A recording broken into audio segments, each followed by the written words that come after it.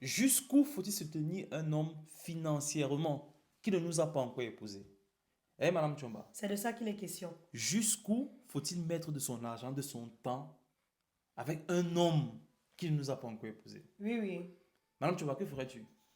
Pour moi, Oui. hein, et rien que pour moi, et ça reste encore pour moi. Mhm. Rendez-vous dans la vidéo.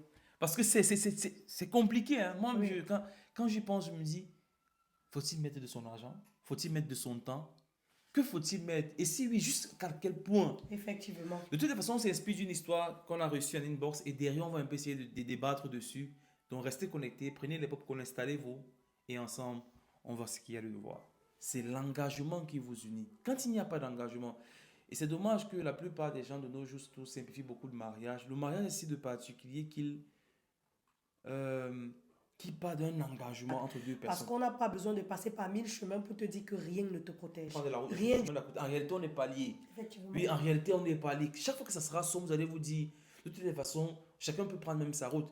Et vous allez, pour les plus bienveillants, ils vous diront, oui, je te rembourse et tu continues. L'engagement qui est Mais très puissant, ça ne sert à rien de le contourner et partir être engagé sur des choses encore plus grandes et complexes. Et très complexe. Oui, et laisser. Hello la famille, bienvenue chez les Chomba. Si tu passes nouvellement par ici, abonne-toi. Car moi, je peux te garantir que tu vas t'amuser. Tu vas beaucoup t'amuser, tu vas beaucoup rigoler, mais tu vas surtout apprendre. Apprendre à garder un mariage solide, mais surtout heureux.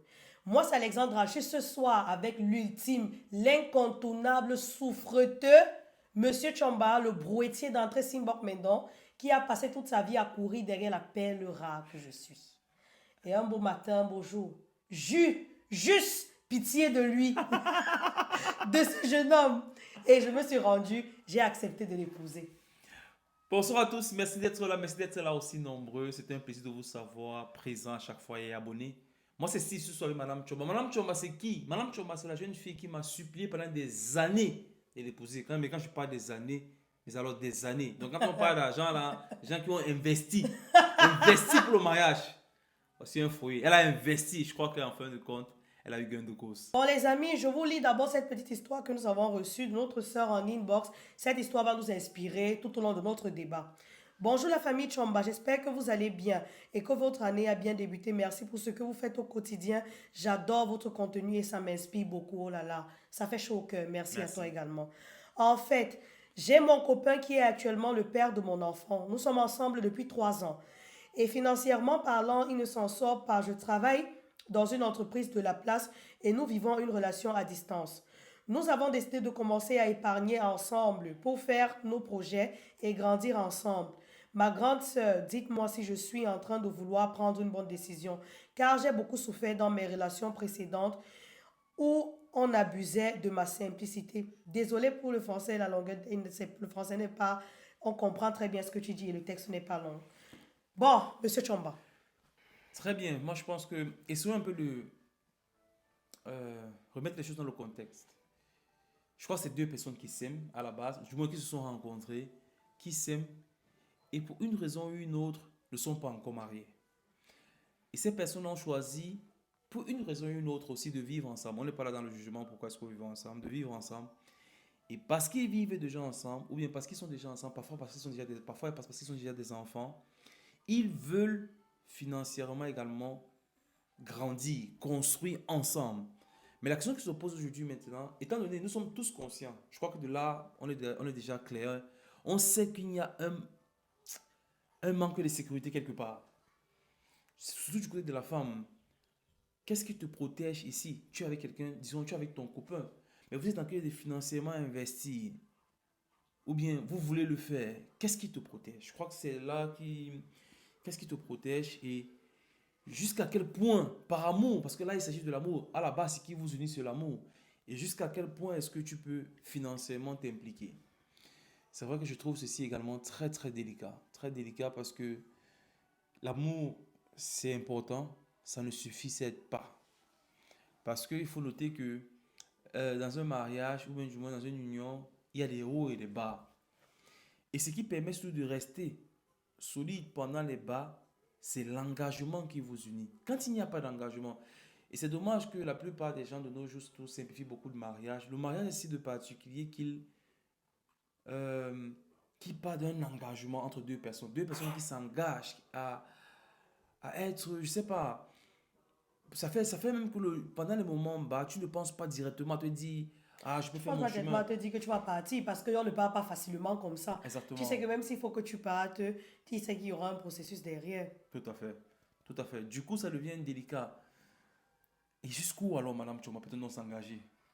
Bon, comme je disais au début, pour moi, et rien que pour moi, je respecte toutes ces personnes-là également, justement comme toi, ma soeur, qui sont en couple. Et normalement, quand on est en couple, on veut se donner. Moi-même, j'ai été en couple avec Monsieur Chomba et je me suis aussi donné, mais seulement je me suis donné dans la mesure du possible.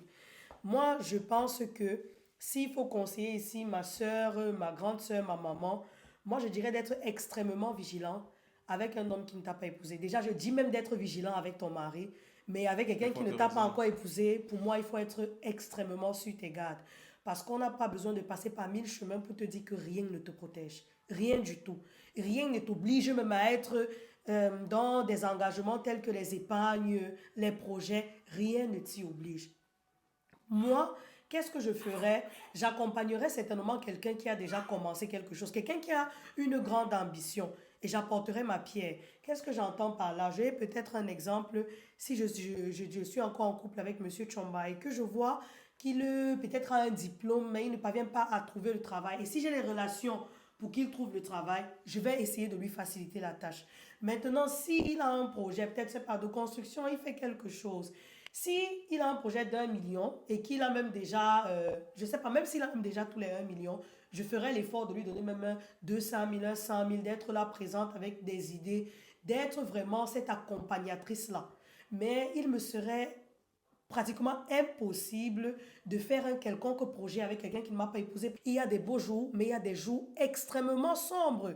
Et si à ce moment-là, j'ai pris toute mon économie, toute ma personne et tout mon temps, j'ai mis ensemble avec Monsieur Chomba et qui décide de partir, décide de trouver que je ne suis plus assez mince. Hein, quand il m'a connu, j'étais à 55, 60 kilos, juste depuis le cas. Il me dit que non, il faut que non, il se cherche. Ok, je suis là, je suis perdante, j'ai pas d'argent, j'ai peut-être un enfant, c'est clair que je paie plus. Il faut savoir qu'en tant que femme, tu dois te protéger fois deux. Moi, je pense qu'un investissement avec un homme qui ne nous a pas épousés doit être fait de manière extrêmement systématique et avec une réflexion très poussée. Ouais, ça c'est clair parce que en dehors du fait qu'il puisse te jouer des coups de main, il y a la possibilité, imagine, on ne le souhaite pas, mais que l'un de vous, ou bien surtout lui, qu'il décède, rien ne t'appartiendrait, bien que vous ayez mis tout ensemble, rien ne t'appartiendrait parce que si c'est tout ce qu'il a à son nom, ça, ça, ça reviendra à qui de droit. Si vous avez des enfants, peut-être encore, on peut donner des choses à ses enfants. Mais sinon, rien. On donnera certainement peut-être à sa famille et qui vont se revendiquer avec raison. Donc moi je pense que c'est bien de s'aimer, mais il faut éviter de mettre la charrue avant les bœufs. Soutenez-vous soutenez-vous. Et je pense que quand vous n'êtes pas unis, quand vous n'êtes pas encore mariés, prenez le temps de vous dire, de comprendre d'abord. Je pense que la première question que vous devez vous poser, pourquoi est-ce que vous n'êtes pas mariés? Parce que bien que vous vouliez investir ensemble, vous semblez vouloir grandir, vous semblez vouloir construire une famille, vous semblez vouloir tout faire ensemble. Mais pourquoi vous ne êtes pas mariés? Posez-vous la question. Qu'est-ce qui vous empêche de vous marier? Vous n'avez pas nécessairement besoin d'une grande fête. Vous pouvez tout deux aller au mariage avec vos témoins et vous êtes mariés le lendemain. Si vous êtes chrétien, et c'est ce qu'on vous souhaite d'ailleurs, vous n'avez pas besoin de tellement de gens. 3 4 5 personnes pouvaient être mariées. Donc c'est un choix. Pourquoi est-ce que vous n'êtes pas mariés? Ok. S'il n'y a pas d'ombre, s'il n'y a pas d'ombre dans le fait de ne pas vous marier, mariez-vous donc. Vous comprenez que là, pourquoi on se marie donc pas marions-nous? Parce que ça vous protège, ça vous met ensemble, ça construit cette harmonie-là, ce socle, ça vous met dans une bulle qui vous fait, ok, là nous sommes une famille, on peut se construire. Parce qu'en dehors de ça, il y a tellement le sentiment de, ah, je peux même toujours prendre la route, le chemin de la côte. En réalité, on n'est pas liés. Effectivement. Oui, en réalité, on n'est pas liés. Chaque fois que ça sera sombre, vous allez vous dire, de toutes les façons, chacun peut prendre même sa route. Et vous allez, pour les plus bienveillants, ils vous diront, oui, je te rembourse et tu continues. Mais ce sont des années de sacrifices, de temps, d'argent que tu as mis dans tout ce que vous êtes en train de faire. Et si du jour au lendemain, tout devrait s'arrêter. Moi, je pense il faut avoir des vraies conversations. Pourquoi est-ce que nous ne sommes pas mariés? Ok, on veut construire une vie.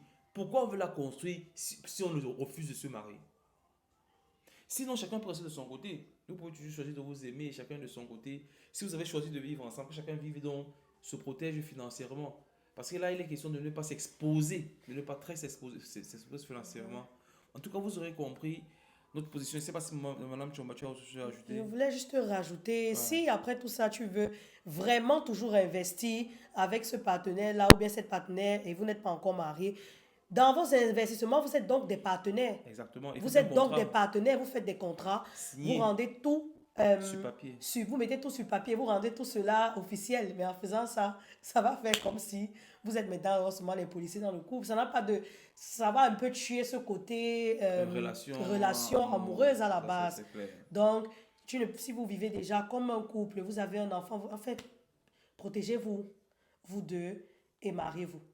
C'est vrai qu'après, on peut toujours divorcer, mais même dans le divorce, c'est un processus. Je vais dire, il y a une protection. Ce n'est pas le jeu. Exactement. Vous avez été marié. Donc, c'est un engagement qui est très puissant.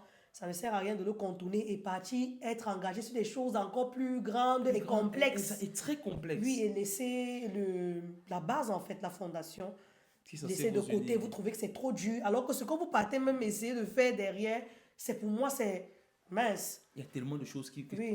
qui vont être engendrées à travers cela. Pourquoi ne pas commencer dès la base? Commencez à vous unir petit à petit en faisant des choses ensemble. Mais si vous choisissez de mettre de l'argent ensemble quand vous n'êtes pas marié, mettez ce que vous êtes capable de perdre, accepter de perdre.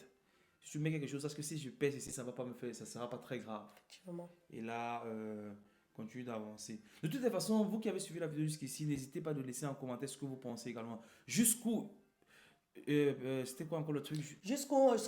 À quel niveau est-ce que je peux m'investir financièrement avec un homme qui ne m'a pas encore épousé. Qui m'a pas encore épousé. Et n'oublie pas de t'abonner et de laisser ton avis en commentaire. Ce sera avec plaisir qu'on va le lire et on va interagir en commentaire. À très bientôt pour la prochaine vidéo. Ciao, ciao, abonne-toi.